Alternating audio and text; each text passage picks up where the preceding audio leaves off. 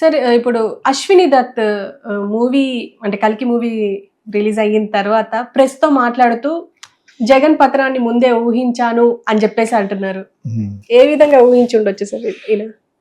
తప్పిలిచ్చి ఈయన మనిషిగా, చంద్రబాబు నాయుడు మనిషిగా, ఒక అమ్మగా కమ్మాలని అధపతాలని నొక్కేస్తున్న జగన్ మీద ఆ ఏహ్యభావం ఉంటుంది, అందరికీ ఏర్పడింది. కమ్మాలతో పాటు మిగతా వాళ్ళందరికి కూడా ఏర్పడడానికి కారణం పవన్ కళ్యాణ్ కాపులు కాబట్టి ఆల్మోస్ట్ 50% వరకు 40% వరకు 40 to 42% వరకు యాంటీ ఇన్కంబెన్స్ వచ్చేసింది అతని మీద. ఎవరైనా ఊహిస్తారు.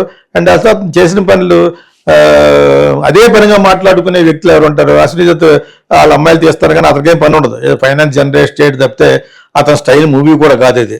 ఏదో ఒక హీరో బేస్ చేసుకుని ఏదో వేరే టెక్నిక్ తోటి 4-5 సంవత్సరాలు సినిమా తీస్తున్నట్టు ప్లాన్ చేసి ఈయన అమరావతిలో అక్కడ కొన్ని అమ్ముకున్నాడు ఈ సినిమా తీయడానికి.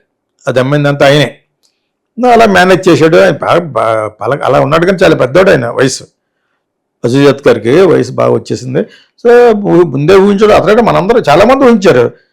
కాకపోతే 101.5 అన్నాడు కాబట్టి ఎవరినో ఒకసారి ఫోన్ చేస్తే ఇప్పుడు కేకే లాగా అన్నాడు వస్తే 15 సీట్లు లేకపోతే ఎక్కువ సీట్లు వస్తాను అలాగా అయితే ఆడపిల్ల లేకపోతే మగ పిల్ల ఎవరు చెప్తారు.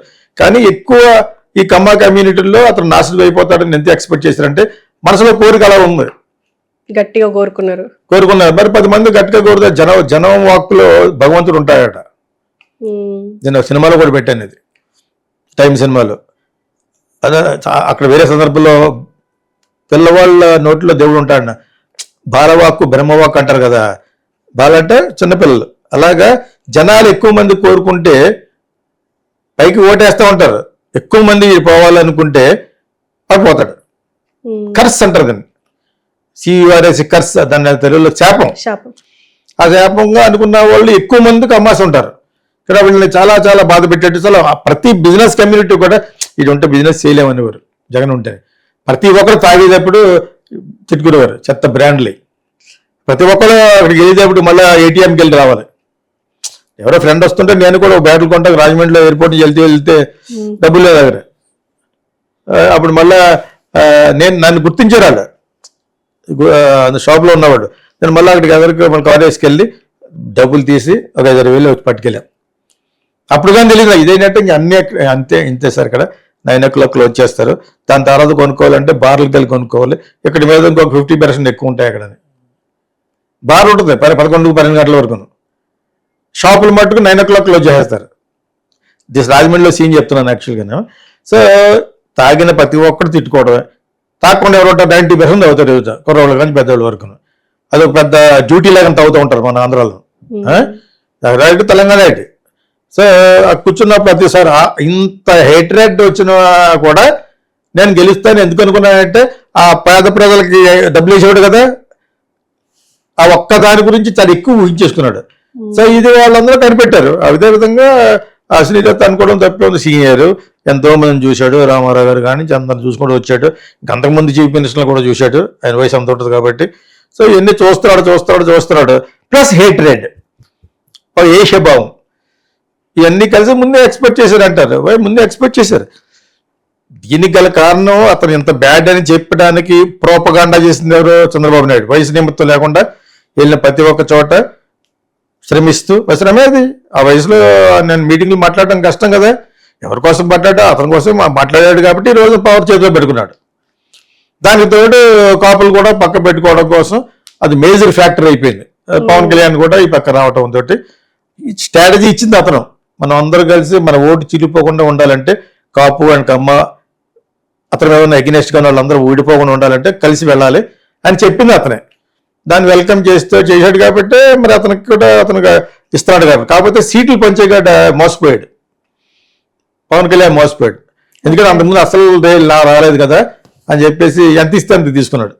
అక్కడ ఒక్క చోట కనీసం 50 తీసుకుని ఉంటే అతని యొక్క పొజిషన్ వేరేగా ఉండేది. సో ఇవన్నీ కూడా ఎక్స్పెక్టెడే, వాళ్ళందరికీ తెలుసు. అశ్విని దత్ కూడా మరి చదువు తెలుగుదేశం పక్క వెళ్ళిపోయిన వల్ల కదా చిరంజీవి వాళ్ళందరూ వేట అయిపోయారు. ఎవరో డేట్లు ఎవరు అతనికి. ఇందులో వాళ్ళ ఫ్యామిలీ కూడా అక్కడ ఉంటారు. కల్కిలో చూసుకోండి వెళ్ళి ఒక్కడు ఉన్నాడు అక్కడ. షూటింగ్లోనే అస్తమానం చడుక్కుంటూ కొడుకుంటూ తిట్టేవాడు అక్కడ. ఎవరన్నా ఫ్రెండ్స్ వెళ్తున్నా, నా కామన్ ఫ్రెండ్స్ ఎవరన్నా వెళ్తే ఎవరు మన అశ్విని దత్ మాట్లాడితే పొద్దున్న లేచిన కాడి నుంచి రామ్ చరణ్ని ఇంకా కృష్ణ కొడుకు మహేష్ బాబుని వీళ్ళందరూ తిడతా ఉండేవాడు. వాళ్ళు ఎందుకు ఇస్తారు మరి? సినిమా ఫ్లాప్ అయిపోయింది వెళ్తాడు. ఒక సినిమా కాదు, నీకు ముందు ఫ్లాప్ అంటే అవడేవాడు, మార్కెట్ లేని రాగాజు కూడా ఎవడు, నాగార్జున గారికి ఎవరికి మార్కెట్ లేదు ఫ్యామిలీకి అని వాళ్ళు కూడా ఎవరు. వాళ్ళు ఏమంటారంటే సూపర్ హిట్ ఒకటి ఉండేసి నా కొడుకుతో వచ్చిన నాతో వచ్చిన అది ఇలా ఉంటాడు నాగార్జున. ఎవడు చెప్తాడు? డబ్బు ఉంటుంది వీళ్ళందరి దగ్గర కంటే ఎక్కువ డబ్బు ఉంటుంది నాగార్జున దగ్గర. సినిమాలో డబ్బు కాదు అక్కడ, నువ్వు కూడా ఫేమస్లో ఉండాలి, హిట్లో ఉండాలి. నీకు అర్థమైంది? చాలా విచిత్రమైన కాంబినేషన్ ఇది. నేను అందుకనే మొన్న ఏమన్నా సురేష్ బాబు దగ్గరికి ఎవరో క్రియేటివిటీ ఉన్న బుద్ధి ఉన్నవాడు ఎవడ దగ్గరికి వెళ్ళని ఆ క్రియేటివిటీ అంతా గంగలో కలిసిపోతుంది, కలిపేస్తాడు. 5 సంవత్సరాలు రమ్మంటాడు, ఎవడు వెళ్తాడు?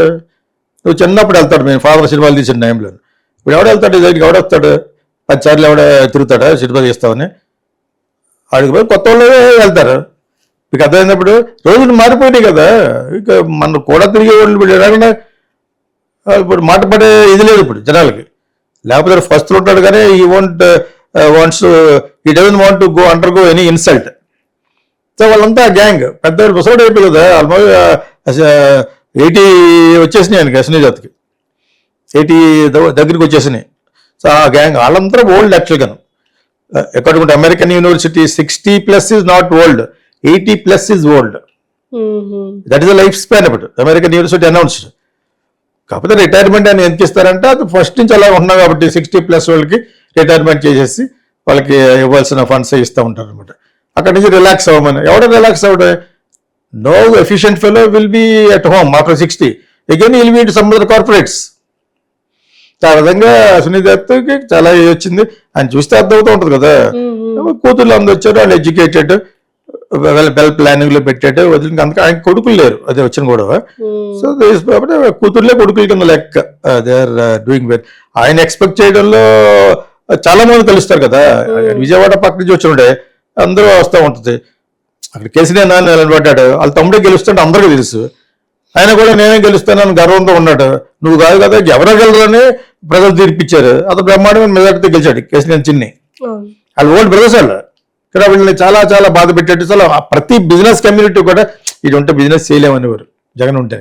ప్రతి ఒక్కరు తాగేటప్పుడు తిట్టుకునేవారు చెత్త బ్రాండ్లు. ప్రతి ఒక్కరు అక్కడికి వెళ్ళేటప్పుడు మళ్ళీ ఏటీఎంకి వెళ్ళి రావాలి. ఎవరో ఫ్రెండ్ వస్తుంటే నేను కూడా బ్యాటరీ కొంటాను రాజమండ్రిలో ఎయిర్పోర్ట్ వెళ్తే డబ్బులు లేదు దగ్గర. అప్పుడు మళ్ళా నన్ను గుర్తించారు వాళ్ళు షాప్లో ఉన్నవాడు. నేను మళ్ళీ అక్కడికి ఎదురుకు మన కాలేజ్కి వెళ్ళి డబ్బులు తీసి ఒక 5,000 వచ్చి పట్టుకెళ్ళాం. అప్పుడు కానీ తెలియదు ఇదేంటంటే ఇంక అన్నీ ఇంతే సార్. ఇక్కడ 9 o'clock క్లోజ్ చేస్తారు. దాని తర్వాత కొనుక్కోవాలంటే బార్లకు వెళ్ళి కొనుక్కోవాలి.